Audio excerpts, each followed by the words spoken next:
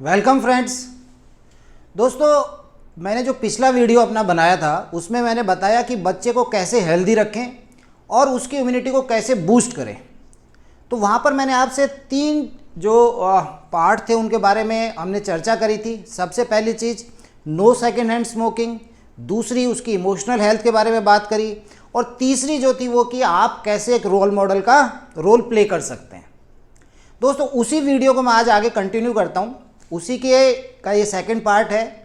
तो point number 4, और यहाँ पर है न्यूट्रिएंट्स की बात।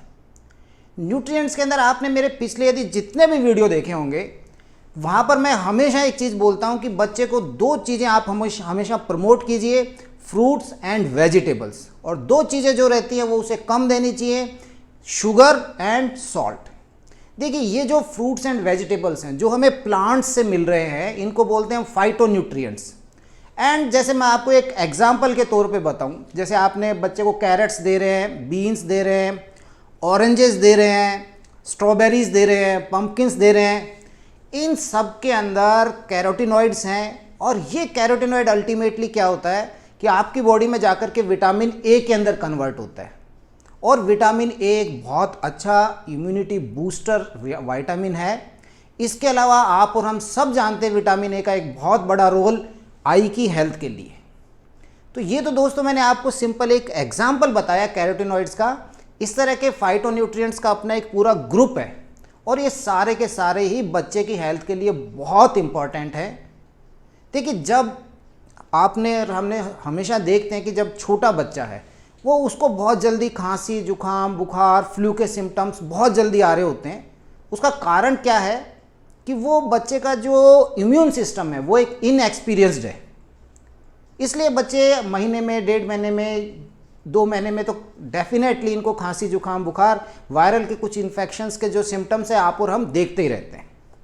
तो ऐसी स्थिति के अंदर हम जब इनको ये फ्रूट्स एंड वेजिटेबल्स ज़्यादा देते हैं तो ये उसके इम्यूनिटी को बूस्ट करते हैं, बच्चे के जो डिफेंस सेल्स हैं WBC उनको बढ़ाते हैं, इंटरफेरोन्स जो होते हैं जो कि वायरल इन्फेक्शन से लड़ने के लिए एक हमारी बॉडी के अंदर एक तत्व है उसको बढ़ाते हैं। तो इसलिए न्यूट्रिएंट्स के लिए मैं अपने और भी अलग वीडियोस लेकर के आऊँगा जिसमें इन फाइटोन्यूट्रिएंट्स जो है उनको क्लासिफिकेशन उनको कैसे किया हुआ है, एक-एक के बारे में हम बात करेंगे। तो अभी के लिए तो ब्रीफ के अंदर बच्चे को मैक्सिमम आप फ्रूट्स दीजिए, वेजिटेबल्स दीजिए, और शुगर एंड सॉल्ट की मात्रा कम रखिए। इसके अलावा रिसर्चेज में एक चीज़ और भी क्लियर हुई है कि बच्चे को जो शुरुआत के जो उसके 2 साल हैं, ऐसी स्थिति में यदि हम उसे मैक्सिमम अच्छी चीज़ें खिलाते हैं, जैसे फ्रूट्स एंड वेजिटेबल्स की मैं बात कर रहा हूँ, आप जब ये चीज़ें उसे खिलाते हैं तो लेटर ऑन वो अपनी पूरी लाइफ के अंदर इन चीज़ों को पसंद करता है। लेकिन आपने इन्हीं सालों के अंदर उसे मीठा और नमकीन चीज़ें स्टार्ट कर दी हैं तो फिर वो उसे पसंद करता है। देखिए, कितनी बार मैक्सिमम मदर्स का एक कंप्लेंट रहती है, मेरा बच्चा खा नहीं रहा है, मैं हमेशा इस चीज़ को देख रहा हूँ।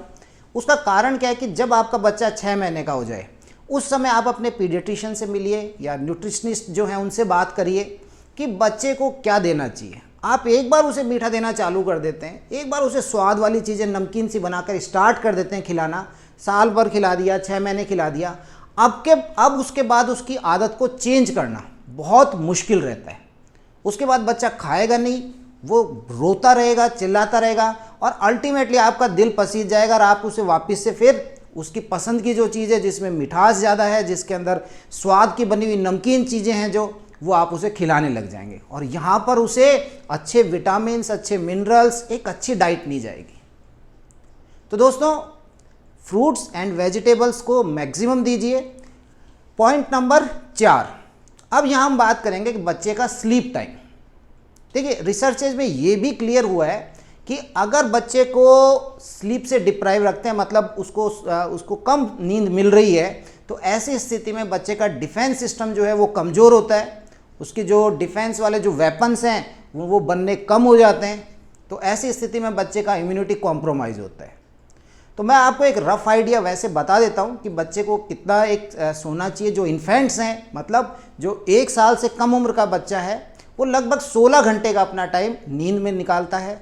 उसके अलावा जो टॉडलर्स हैं, 1 से 3 साल तक के जो बच्चे हैं, वो 11 से और 14 घंटे, मतलब बिटवीन 11 to 14 आवर्स वो उनका एक स्लीप टाइम रहता है। और जो प्री स्कूल चाइल्ड है वो 10 से 13 घंटे तक उनको सोना चाहिए। तो आप उसकी नींद पर ध्यान रखें। अगर आप बच्चों का एक टाइम पैटर्न रख देते हैं, रात का एक पैटर्न है कि इतनी बजे सोना है, तो वो बहुत अच्छा रहेगा। आप खुद भी उसके अंदर फॉलो कीजिए। तो बच्चों का एक स्लीप का एक टाइम होना चाहिए कि हाँ अब 9 बज गए हैं या 10 बजे, आपने जो भी टाइम रख रखा है उस समय लाइट्स ऑफ हो रखी हैं, सोने का एक एनवायरनमेंट आपने क्रिएट कर दिया है। बच्चे के लिए एक अच्छी नींद लेना उसकी इम्यूनिटी के लिए एक बूस्टिंग का काम करता है। पॉइंट नंबर 6 और ये है ब्रेस्ट फीडिंग। जितनी भी बात की जाए कम है। मैंने अपने कई वीडियो जिसके ऊपर बनाए हुए हैं, मैं उनका डिस्क्रिप्शन के अंदर लिंक भी दे दूंगा और आप चाहें तो आई बटन पर क्लिक कर उन वीडियोस को देख सकते हैं कि ब्रेस्ट फीडिंग के कितने फ़ायदे हैं। बात की जाए तो सुबह से लेकर शाम हो जाएगी, लेकिन ब्रीफ के अंदर यही है कि जब बच्चा नया पैदा हो रखा है तो उसे एक नेचुरल एंटीबॉडीज़ मिल रही हैं। कोलेस्ट्रॉल जो है वो आपके डिफेंस को मजबूत बनाता है बच्चे को। बच्चे की लगभग सभी ज़रूरतों को ब्रेस्ट फीडिंग के द्वारा कंप्लीट किया जा सकता है शुरुआत के 6 महीने के अंदर। इसलिए शुरुआत का जो 6 महीना उसमें एक्सक्लूसिव ब्रेस्ट फीडिंग रहनी चाहिए। इसके मल्टीपल बेनिफिट्स, जो बच्चे एक्सक्लूसिव ब्रेस्ट फीडिंग पर रहे होते हैं वहाँ पर ये देखा गया है कि उनके अंदर डायरिया के केसेज, जो कि लूज मोशंस हैं, लूज मोशंस के केसेज बहुत कम होते हैं। रेस्पिरेटरी इन्फेक्शन जो कि बच्चों के लिए सबसे प्रॉब्लमेटिक चीज़ है, जिसकी कंप्लेंट लेकर बच्चे सबसे ज़्यादा विजिट करते हैं हॉस्पिटल्स की, उनके केसेज इसके अंदर कम होते हैं। ईयर इन्फेक्शंस जो हैं वो कम है, निमोनिया के केसेज हैं वो कम है। तो कुल मिलाकर के ब्रेस्ट फीडिंग के अपने बहुत फ़ायदे हैं। आप इसे कोई कॉम्प्रोमाइज़ नहीं करें। शुरुआत के 6 महीने में एक्सक्लूसिव ब्रेस्ट फीडिंग और 6 महीने के बाद भी आप इसे चालू रख सकते हैं with complementary feeding. Point number 7, role of exercise.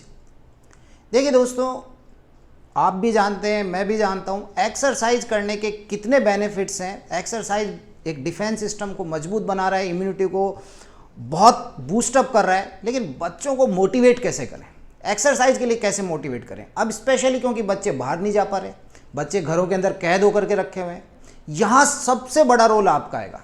यहाँ आपको एक रोल मॉडल की तरह से पेश करना पड़ेगा। आप खुद एक्सरसाइज कर रहे होंगे तो बच्चा ज़रूर एक्सरसाइज करेगा। अब यहाँ घर के अंदर ऐसा नहीं है कि हमारे को बहुत बड़ी स्पेस चाहिए। आप एक्सरसाइज के लिए स्टेयर्स का यूज कर सकते हैं, स्टेयरिंग की जा सकती है। मेडिकल है एंड हेल्थ कंडीशंस को ध्यान में रखते हुए आप करेंगे, बच्चा आपको देखेगा, खुद भी करेगा, ये पक्की बात है। आप स्टेयर्स कर सकते हैं, योगा कर सकते हैं, सिटअप्स कर सकते हैं। कुछ ऐसी एक्सरसाइज है जिसके अंदर की आपकी हार्ट बीट थोड़ी बढ़ रही हो, थोड़ी हार्ट की पंपिंग जो है वो बढ़ रही हो, हल्का पसीना आ रहा हो, और ये आपकी रेस्पिरेटरी एक्सरसाइजेज भी हैं। आपका रेस्पिरेटरी सिस्टम है वो भी स्ट्रॉन्ग होता है। आप अपनी हेल्थ कंडीशंस को ध्यान में रखते हुए ये एक्सरसाइजेज जरूर करें। आप करेंगे, बच्चा देखेगा और मोटिवेट होगा करने के लिए। तो एक्सरसाइजेज को बहुत बड़ा रोल है इम्यूनिटी के लिए।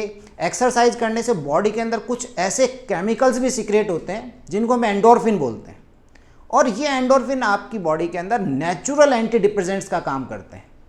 इस समय वैसे ही मानसिक तनाव काफ़ी ज़्यादा हो रखा है। बच्चे 1.5-2 साल से घरों में कैद हैं, उनका भी मानसिक रूप से भी उनको भी अफेक्ट तो हो ही रहा है। तो आप एक्सरसाइज कराएंगे तो वो जो मूड बूस्टिंग वाला जो पार्ट है वो भी इसके अंदर आएगा, और एक्सरसाइज से उनका जो मूड है वो भी फ्रेश होगा। तो प्लीज़ सप्ताह में 4 दिन 5 दिन जितना आपको सही लगे आप बच्चों को मोटिवेट कीजिए एक्सरसाइज करने के लिए। पॉइंट नंबर 8, यहाँ पर एक ही चीज़ मैं आपके साथ जोड़ना चाहूँगा, कुछ हेल्दी हैबिट्स। और उसके अंदर एक बहुत बड़ी चीज़ जिसको हम जानते तो बहुत पहले से थे, पर उसके महत्व को हमने अब समझा है, और वो है आपका हैंड वॉशिंग। तो बच्चे को आप खुद हैंड वॉश करते रहिए, बच्चे को भी बराबर आप बताइएगा। खाना खाने से पहले, खाना खाने के बाद में, दिन में कम से कम 4-5 बार आप उसे बताएं, उसे याद दिलाइए कि हैंड वॉश करना कितना ज़रूरी है। एंड विद सॉप, साबुन के साथ आप बता सकते हैं उसे। कोई भी उसका मनपसंद की कोई पोएम है या उसका मनपसंद का बच्चा बड़ा है, गाना गाते हुए, क्योंकि यहाँ पर देखिए थोड़ा ये है कि 15 से 20 सेकंड का टाइम, हमारे को 20 सेकंड का टाइम चाहिए कि हम सॉप से, साबुन से अच्छे से हैंड वॉश करें। तो उसकी जो भी मनपसंद की पोएम है वो आप गा दीजिए, या बच्चे को मोटिवेट कीजिए कि आप गाते गाते हैंड वॉश कीजिए। बड़ा बच्चा है तो वो कोई गाना गा सकता है। तो इस तरीके से उसे हैंड वॉशिंग की आदत डालिए।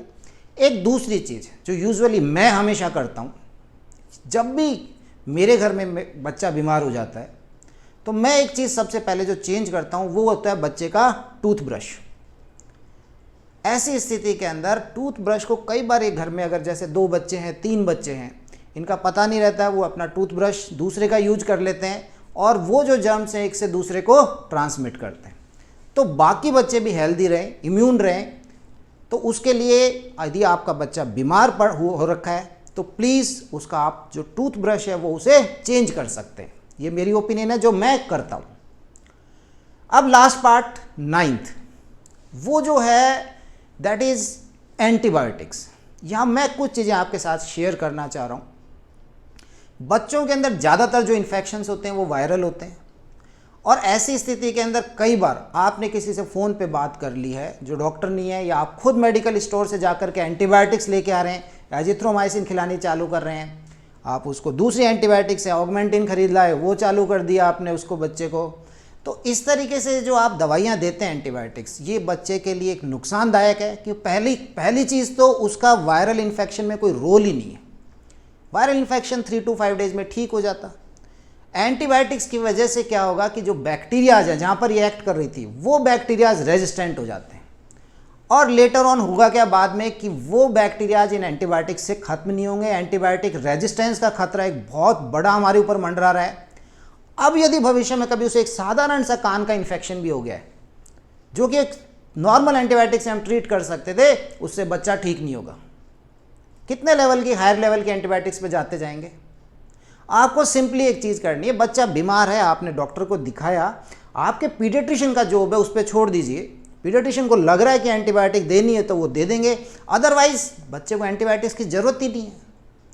आज हम कोरोना की बीमारी को देख रहे हैं कि कैसे कितना बड़ा खतरा है, इससे भी बड़ा खतरा एंटीबायोटिक रेजिस्टेंस का है। ये जो सिंपल इन्फेक्शन जो सिंपल एंटीबायोटिक से ठीक हो सकते हैं ये ठीक नहीं होंगे। तो प्लीज़ बच्चे की हेल्थ से कॉम्प्रोमाइज़ नहीं करें। आप अपने लेवल पर बाहर से एंटीबायोटिक्स लाकर उसे क्या डोज दे रहे हैं ये इस तरह का काम मत कीजिए। तो दोस्तों ये कुछ पॉइंट्स थे जो मुझे लगा कि मैं आपके साथ शेयर करूं। मैंने पिछले वीडियो में 3 करे थे, आज के वीडियो में भी कुछ 5-6 पॉइंट आपके साथ डिस्कस करें और ये मेरे व्यक्तिगत विचार हैं। मुझे लगा कि जो आपके साथ शेयर करना चाहिए जिससे बच्चे की हेल्थ अच्छी रह सकती है, उसका इम्यूनिटी का जो सिस्टम है वो अच्छा रहेगा। तो यदि आपको वीडियो पसंद आया, आपको लगता है कि ये इन्फॉर्मेटिव रहा है तो इस वीडियो को लाइक करें, अपने रिलेटिव्स के साथ इसको, अपने दोस्तों के साथ इसको शेयर करें एंड प्लीज़ चैनल को सब्सक्राइब करें। Thank you.